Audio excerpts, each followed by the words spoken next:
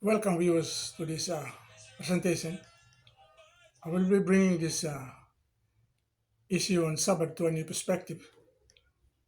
This time, I will be looking at it in the subject called "The Sabbath is made for humanity during creation, not just for the Jews alone." Therefore, I'll be looking at it under this heading: The Sabbath, God's gift for all humanity. Let me begin with Jesus' words in Mark chapter 2, verses 27. The Sabbath was made for man, not man for the Sabbath. You see, many people think the Sabbath is a Jewish custom, but scripture shows it was established at the creation, before Israel even existed. Also, the Sabbath is not a burden, but a blessing, a rhythm of rest, worship, and renewal designed for all people. The Sabbath is rooted in creation. According to Genesis chapter 2, verses 2 to 3, God rested on the seventh day, blessed it, and made it holy. Therefore, Sabbath was not given to Israel alone. Note that Adam and Eve were not Jewish. They were representative of all humanity. The Sabbath is woven into the very fabric of creation, like gravity or seasons. It is a universal principle.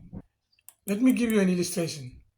Just as every man needs food, water, and sleep, every soul needs to rest on the Sabbath.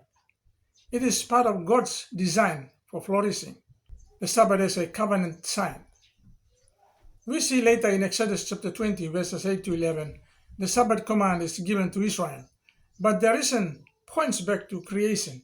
For in 6 days the Lord made the heavens and the earth. The Sabbath here is not merely cultural law, it is moral and creational law. It reminds us that we are creatures, not the Creator. We depend on God. I just want to put a reflection question here. Do we live as if we are self-sufficient, or do we embrace God's rhythm of dependence and trust? Just ponder this question.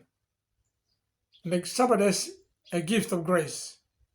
In Deuteronomy chapter 5, verses 15, Israel was told to keep the Sabbath as a reminder of their deliverance from Egypt. For Christians, the Sabbath points to our deliverance from sin through Christ. Resting on Sabbath is not laziness, rather, it is faith. When we stop working, we declare that God is our provider. The Sabbath fulfilled in Christ. Notice that Jesus honored the Sabbath and also revealed his true purpose, that is mercy, healing, and restoration. Hebrews chapter 4 speaks of a greater Sabbath rest, eternal rest in Christ when we go to heaven. The weekly Sabbath points us to the ultimate rest we find in Jesus. Let me give you another illustration. Imagine a weary traveler reaching home after a long journey. That is what Sabbath rest in Christ feels like, a foretaste of eternity. Fifth point, the Sabbath for all nations. In Isaiah chapter 56, verses 6 to 7, God promises that foreigners who keep his Sabbath will be blessed.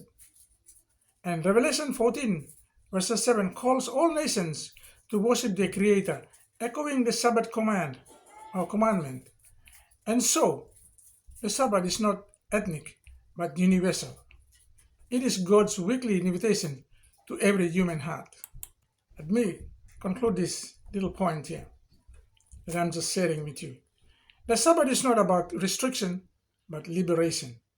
It is God's weekly reminder that we love, provided for, and destined for eternal rest in Christ. Whether Jewish or Gentile, ancient or modern, the Sabbath is God's gift to humanity. Therefore, embrace the Sabbath as a rhythm of worship and rest, and set aside time each week to cease striving and delight in God and taste eternity. Thank you for listening.